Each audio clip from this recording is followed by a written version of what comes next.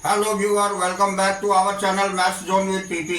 मैं संजीव कुमार आज क्लास 12 की राजनीति शास्त्र की चैप्टर 4 जो भारत के विदेश संबंध है उसके बारे में डिटेल जानकारी देता हूं और उससे रिलेटेड जितने भी क्वेश्चंस इंपॉर्टेंट होंगे वो सारी जानकारी दूंगा। तो आइए स्टार्ट होते हैं अब। तो आइए आज मैं चैप्टर 4 जो भारत के विदेश संबंध हैं उसके बारे में डिटेल जानकारी देता हूँ। तो इसका पहला पॉइंट अंतर्राष्ट्रीय संदर्भ। तो आइए इसे जान। तो भारत बड़ी विकट और चुनौतीपूर्ण अंतर्राष्ट्रीय परिस्थितियों में आजाद हुआ था। दुनिया महायुद्ध की तबाही से अभी बाहर निकली थी और उसके सामने पुनर्निर्माण का सवाल प्रमुख था। एक अंतर्राष्ट्रीय संस्था बनाने के प्रयास हो रहे थे और उपनिवेशवाद की समाप्ति के फलस्वरूप दुनिया के नक्शे पर एक नए नमूदार हो रहे थे। नए देशों के सामने लोकतंत्र कायम करने और अपनी जनता की भलाई करने की दोहरी चुनौती थी। स्वतंत्रता के तुरंत बाद भारत ने जो विदेश नीति अपनाई उनमें हम इन सारे सरोकारों की झलक पाते हैं। वैश्विक स्तर के इन सरोकारों के अलावा भारत की कुछ अपनी चिंताएं भी थी।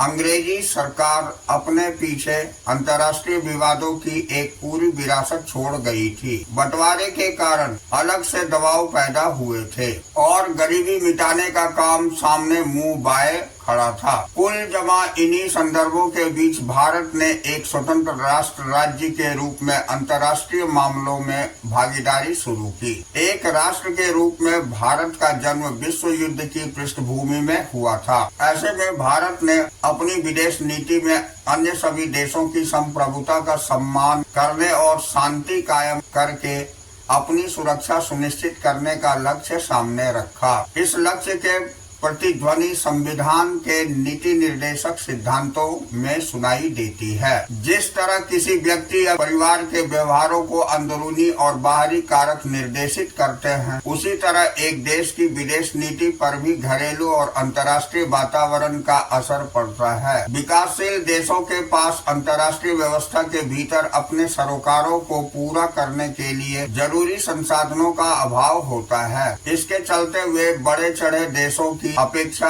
बड़े सीधे साधे लक्ष्यों को लेकर अपनी विदेश नीति तय करते हैं। ऐसे देशों का जोर इस बात पर होता है कि उनके पड़ोस में अमन चैन कायम रहे और विकास होता रहे। इसके अतिरिक्त विकासशील देश आर्थिक और सुरक्षा की दृष्टि से ज्यादा ताकतवर देशों पर निर्भर होते हैं। इस निर्भरता का भी उनकी विदेश नीति पर जब तक असर पड़ता है। दूसरे विश्व युद्ध के तुरंत बाद के दौर में अनेक विकासशील देशों ने ताकतवर देशों की मर्जी को ध्यान में रखकर अपनी विदेश नीति अपनाई, क्योंकि इन देशों से इन्हें अनुदान अथवा कर्ज मिल रहा था। इस वजह से दुनिया के विभिन्न देश दो खेमों में बट गए। एक खेमा संयुक्त राष्ट्र अमेरिका और उसके समर्थक देशों के प्रभाव में रहा, तो दूसरा खेमा सोवियत संघ के प्रभाव में। इस दौरान गुटनिरपेक्ष आंदोलन का प्रयोग भी हुआ था, जिसमें भारत ने महत्वपूर्ण भूमिका निभाई थी। हालांकि शीत युद्ध के बाद अंतर्राष्ट्रीय संबंधों का संदर्भ पूरी तरह बदल गया। बहरहाल जब भारत आजाद हुआ था और उसकी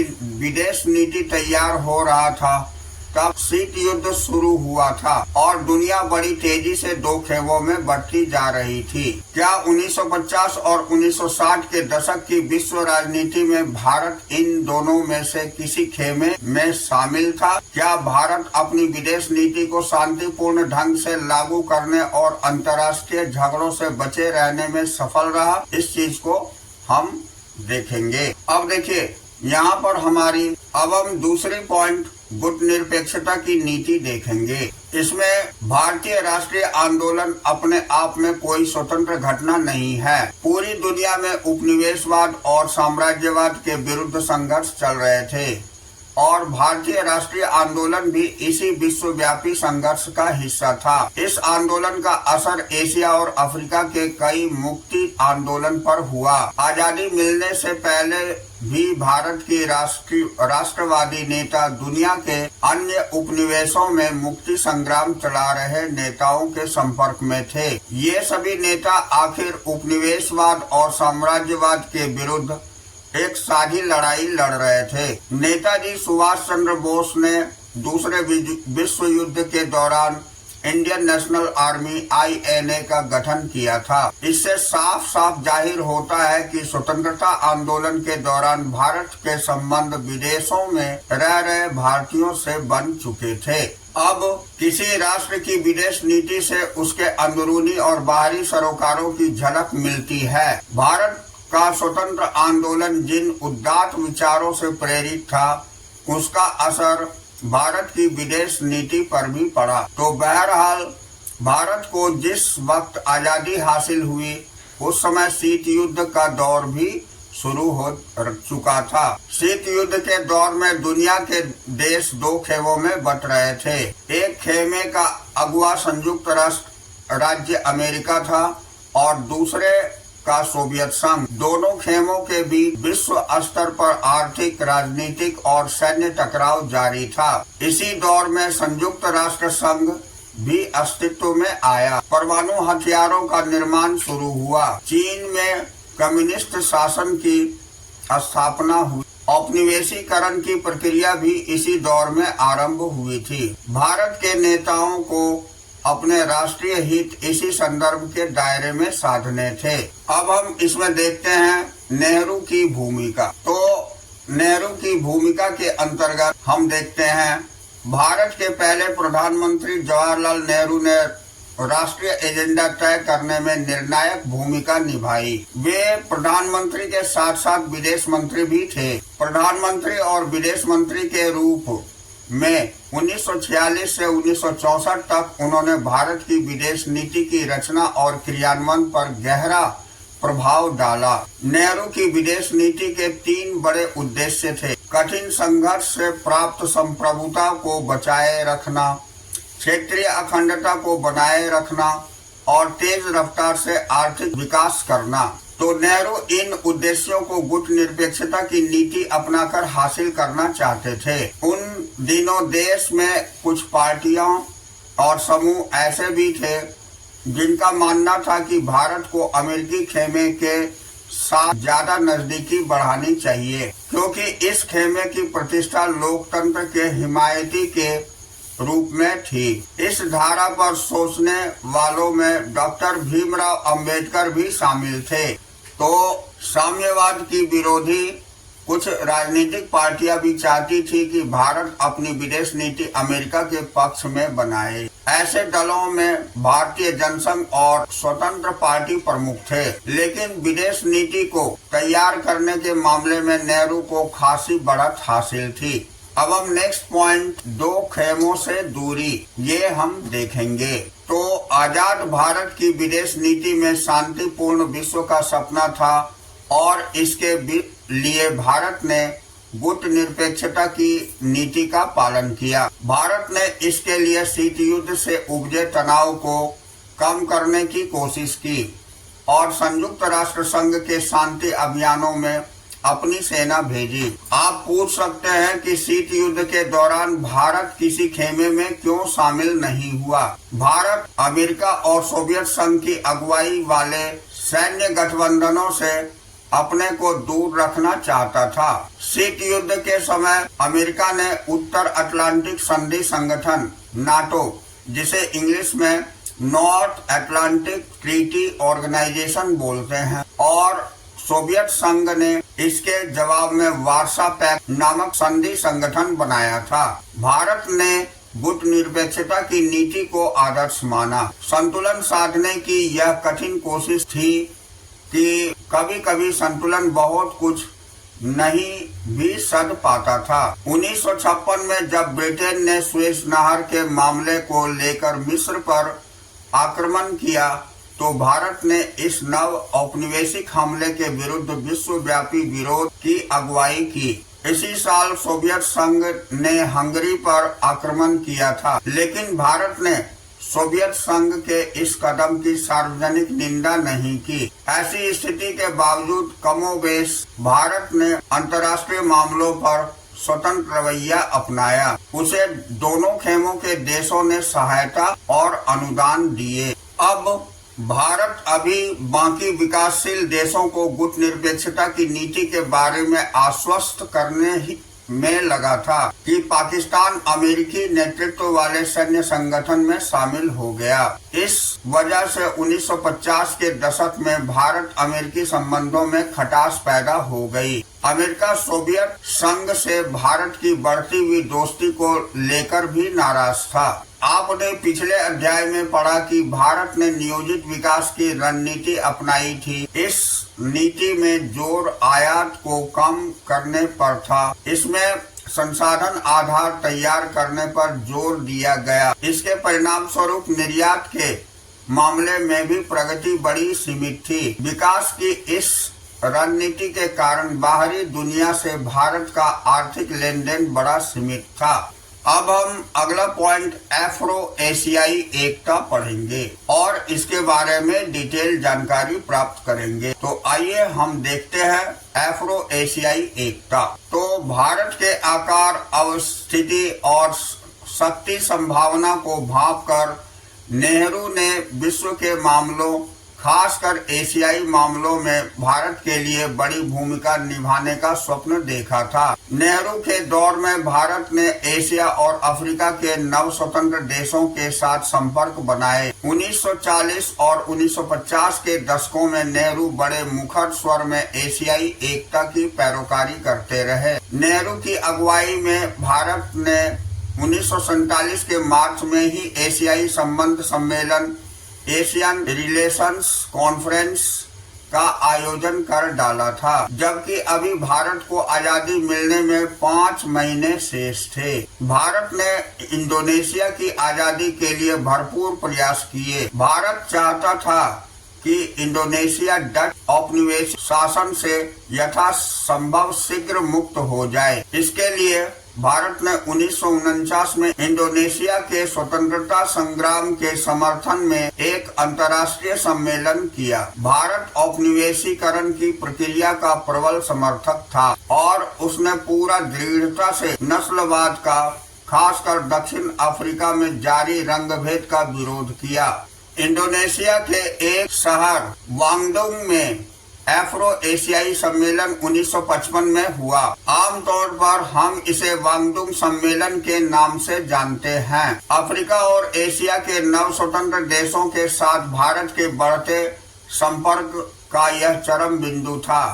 वांगडुंग सम्मेलन में ही गुट निरपेक्ष आंदोलन की नींव पड़ी। गुट निरपेक्ष आंदोलन का पहला सम्मेलन 1961 के सितंबर में बेलग्रेड में हुआ। गुट निरपेक्ष आंदोलन की स्थापना में नेहरू की महती भूमिका रही थी।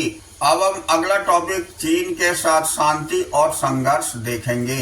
तो पाकिस्तान के साथ अपने संबंधों के विपरीत आजाद भारत ने चीन के साथ अपने रिश्तों की शुरुआत बड़े दोस्ताना ढंग से की। चीनी क्रांति 1949 में हुई थी। इस क्रांति के बाद भारत चीन की कम्युनिस्ट सरकार को मान्यता देने वाले पहले देशों में एक था।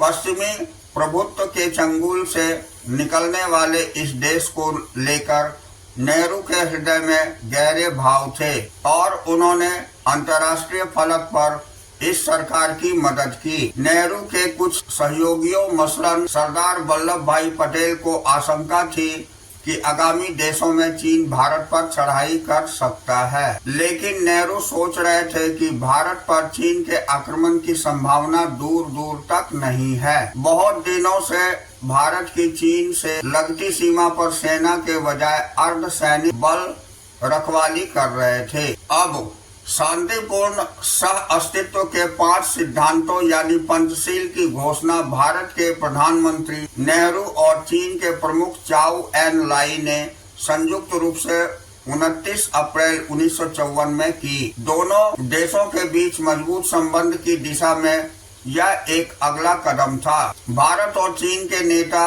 एक दूसरे के देश का दौरा करते थे और उनके स्वागत भी बड़ी भीड़ जुटती थी।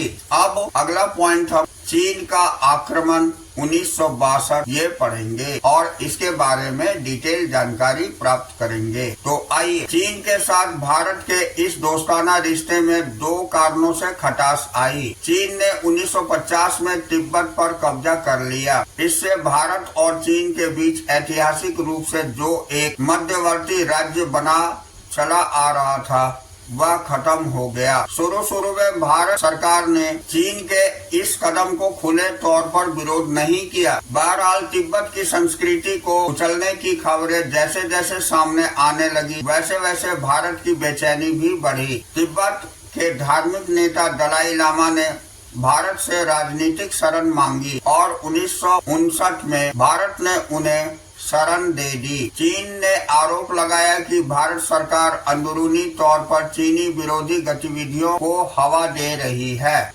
अब इससे कुछ दिनों पहले भारत और चीन के बीच एक सीमा विवाद भी उठ खड़ा हुआ था। भारत का दावा था कि चीन के साथ सीमा रेखा का मामला अंग्रेजी शासन के समय ही सुलझाया जा चुका है, लेकिन चीन की सरकार का कहना था कि अंग्रेजी शासन के समय का फैसला नहीं माना जा सकता। मुख्य विवाद चीन से लगी लंबी सीमा रेखा के पश्चिमी और पूर्वी क्षेत्र के बारे में था। चीन ने भारतीय भूभागों में पड़ने वाले दो इलाकों, जम्मू कश्मीर के लद्दाख वाले हिस्से में अक्साई चीन और अरुणाचल प्रदेश के अधिकांश हिस्सों पर अपना अधिकार जताया। अरुणाचल प्रदेश को उस समय नेफा या उत्तर पूर्वी सीमांत कहा जाता था। 1957 से 1959 के बीच चीन ने अक्साई चीन इलाके पर कब्जा कर लिया और इस इलाके में उसने राजनीतिक बढ़त हासिल करने के लिए एक सड़क बनाई। दोनों देशों के शीर्ष नेताओं के बीच लंबी लंबी चर्चाएं और बातचीत चली, लेकिन इसके बावजूद मतभेद को सुलझाया नहीं जा सका। दोनों देशों की सेनाओं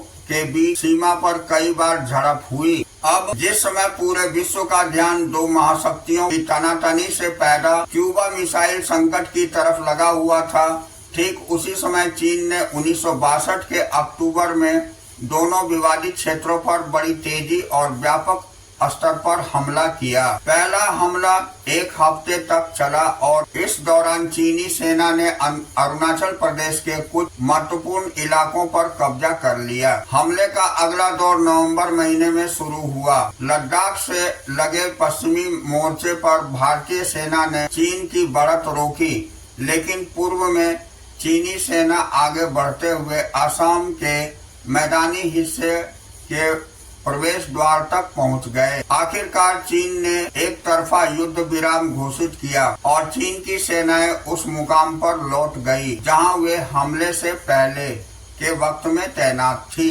अब चीन युद्ध से भारत की छवि को देश और विदेश दोनों ही जगह धक्का लगा। इस संकट से उबरने के लिए भारत को अमेरिका और ब्रिटेन दोनों से सैन्य मदद की गुहार लगानी पड़ी। सोवियत संघ इस संकट की घड़ी में तटस्थ बना रहा। चीन युद्ध से भारतीय राष्ट्रीय स्वाभिमान को चोट पहुंची, लेकिन उसके साथ साथ राष्ट्र भावना की बलवती हुई। कुछ प्रमुख सैन्य कमांडरों ने या तो इस्तीफा दे दिया या अवकाश ग्रहण कर लिया। नेहरू के नजदीकी सहयोगी और तत्कालीन रक्षा मंत्री वीके कृष्ण मेनन को भी मंत्रिमंडल छोड़ना पड़ा। नेहरू की छवि भी थोड़ी धूमिल हुई। चीन के इरादों को समय रहते न भांप सकने और सैन्य तैयारी न कर पाने को लेकर नेहरू की बड़ी आलोचना हुई। पहली बार उनकी सरकार के खिलाफ अविश्वास प्रस्ताव लाया गया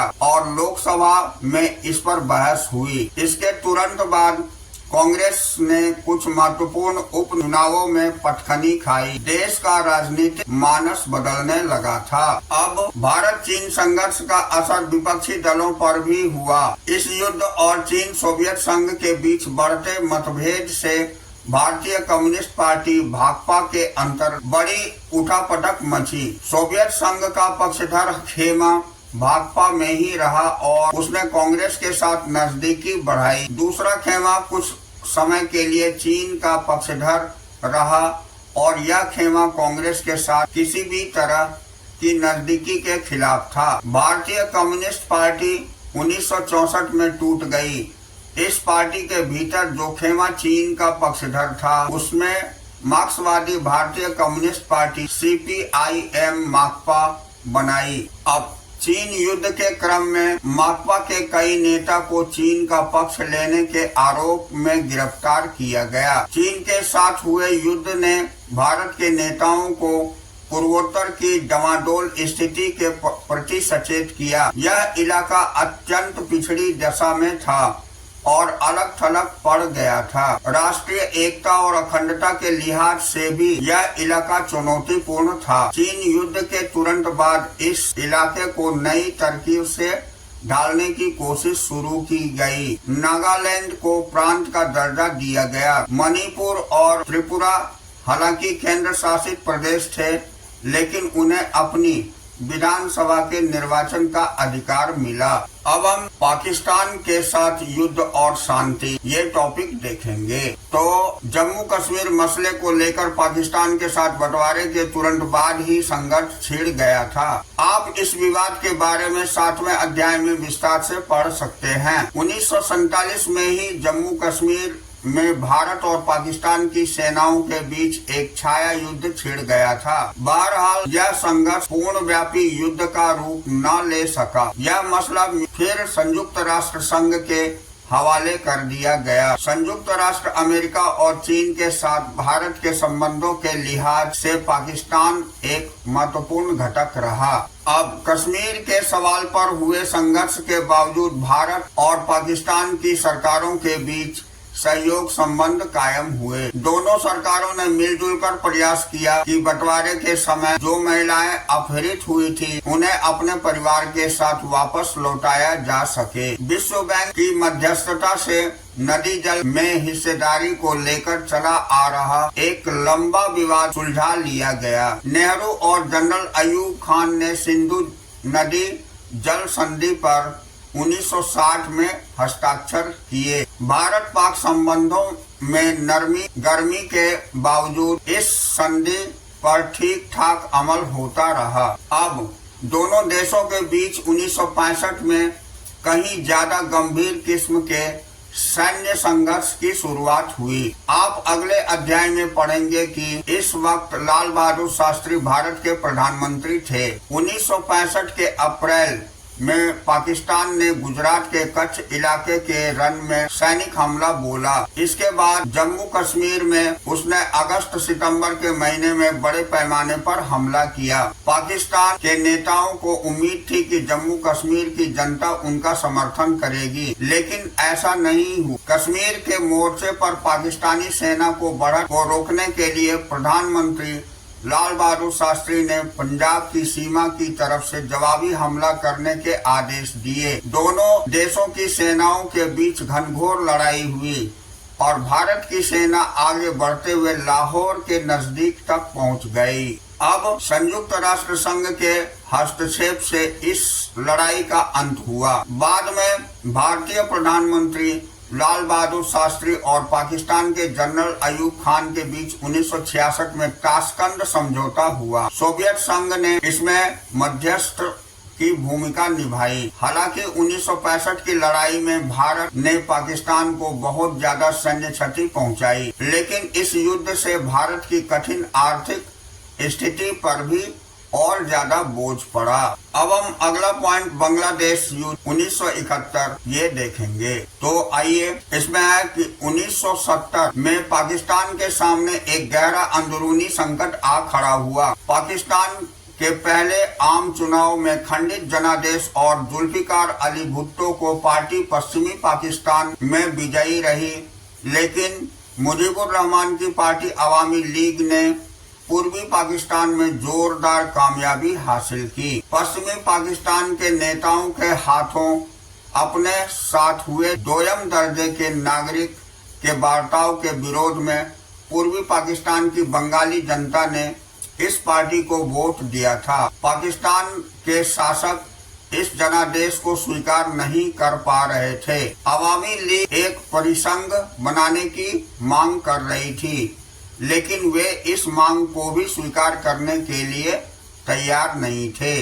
अब इसकी जगह पाकिस्तानी सेना ने 1971 में शेख मुजीब को गिरफ्तार कर लिया और पूर्वी पाकिस्तान के लोगों पर जुल्म ढाने शुरू किए। जवाब में पूर्वी पाकिस्तान की जनता ने अपने इलाके यानी मौजूदा बांग्लादेश को पाकिस्तान से मुक्त कराने के लिए संघर्ष छेड़ दिया। 1971 के पूरे साल भारत को 80 लाख शरणार्थियों का बोझ वहन करना पड़ा। ये शरणार्थी पूर्वी पाकिस्तान से भागकर भारत के नजदीकी इलाके में शरण लिए हुए थे। भारत ने बांग्लादेश के मुक्ति संग्राम की नैतिक समर्थन और भौतिक सहायता दी। पाकिस्तान ने आरोप लगाया कि भारत उसे तोड़ने का साजिश कर रहा है। पाकिस्तान को अमेरिका और चीन ने मदद की। 1960 के दशक में अमेरिका और चीन के बीच संबंधों को सामान्य करने की कोशिश चल रही थी और इससे एशिया में सत्ता समीकरण नया रूप ले रहा था। अमेरिकी राष्ट्रपति रिचर्ड निक्सन के सलाह हेनरी किसिंजर ने 1971 के जुलाई में पाकिस्तान होते हुए गुपचुप चीन का दौरा किया। अमेरिकी पाकिस्तान चीन की दूरी बनती देख भारत ने उसके जवाब में सोवियत संघ के साथ 1971 में शांति और मित्रता की एक 20 वर्षीय संधि पर दस्तखत किए। संधि से भारत को इस बात का आश्वासन मिला कि हमला होने की सूरत में सोवियत संघ भारत की मदद करेगा। अब महीनों राजनयिक तनाव और सैनिक शक्ति के बाद 1971 के दिसंबर में भारत और पाकिस्तान के बीच एक पूर्ण व्यापी युद्ध छिड़ गया। पाकिस्तान के लड़ाकू विमानों ने पंजाब और राजस्थान पर हमले किए, जबकि उसकी सेना ने जम्मू कश्मीर में अपना मोर्चा खोला। जवाब में भारत ने अपनी वायुसेना, नौसेना और थल सेना के बूते पश्चिमी और पूर्वी मोर्चे में कार्यवाही की। स्थानीय लोगों के समर्थन और स्वागत के बीच भारतीय सेना पूर्वी पाकिस्तान में तेजी से आगे बढ़ी। इस दिनों अंदर भारतीय सेना ने ढाका को 3 तरफ से घेर लिया और अपने 90,000 सैनिकों के साथ पाकिस्तानी सेना को आत्मसमर्पण करना पड़ा। बांग्लादेश के रूप में एक स्वतंत्र राष्ट्र के उदय के साथ भारतीय सेना ने अपनी तरफ से एक तरफा युद्ध विराम घोषित कर दिया। बाद में 3 जुलाई 1972 को इंदिरा गांधी और जुल्फिकार अली भुट्टो के बीच शिमला समझौते पर दस्तखत हुए और इससे अमन की बहाली हुई।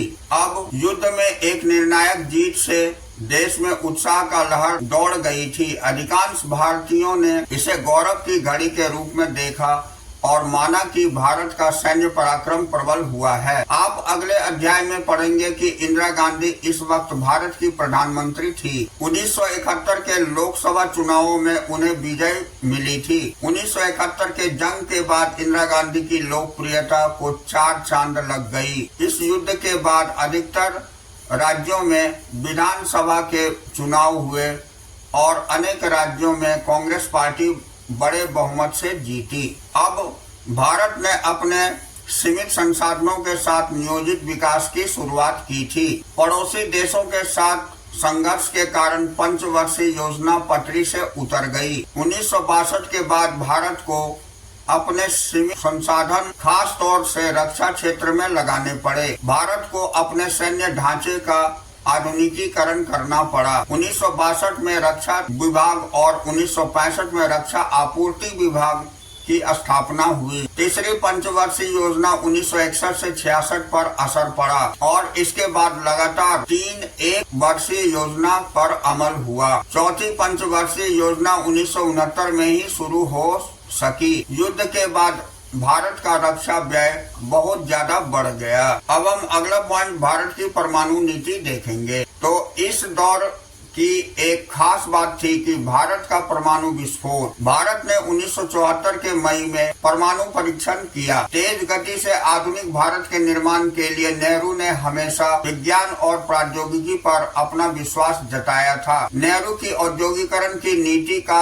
एक महत्वपूर्ण घटक परमाणु कार्यक्रम था। इसकी शुरुआत 1940 के दशक के अंतिम सालों में होमी जहांगीर भाभा के निर्देशन में हो चुकी थी। भारत शांतिपूर्ण उद्देश्यों में इस्तेमाल के लिए अणु ऊर्जा बनाना चाहता था। नेहरू परमाणु हथियारों के खिलाफ थे। उन्होंने महाशक्तियों पर व्यापक परमाणु निशस्त्रीकरण के लिए जोर दिया। बहरहाल परमाणु आयुधों में बढ़ोतरी होती रही। साम्यवादी शासन वाले चीन ने 1964 के अक्टूबर में परमाणु परीक्षण किया। अणु शक्ति संपन्न बिरादरी यानी संयुक्त राष्ट्र अमेरिका और सोवियत संघ, ब्रिटेन, फ्रांस और चीन ने, जो संयुक्त राष्ट्र संघ की सुरक्षा परिषद के अस्थायी सदस्य भी थे, दुनिया के अन्य देशों पर 1968 की परमाणु अप्रसार संधि को थोपना चाहा। भारत हमेशा से इस संधि को भेदभावपूर्ण मानता आया था। भारत ने इस पर दस्तखत करने से इनकार कर दिया था। भारत ने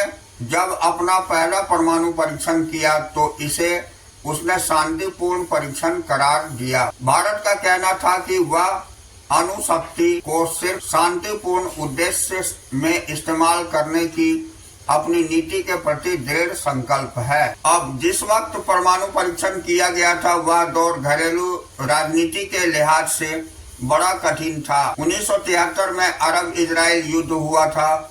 इसके बाद पूरे विश्व में तेल के लिए हाहाकार मचा हुआ था।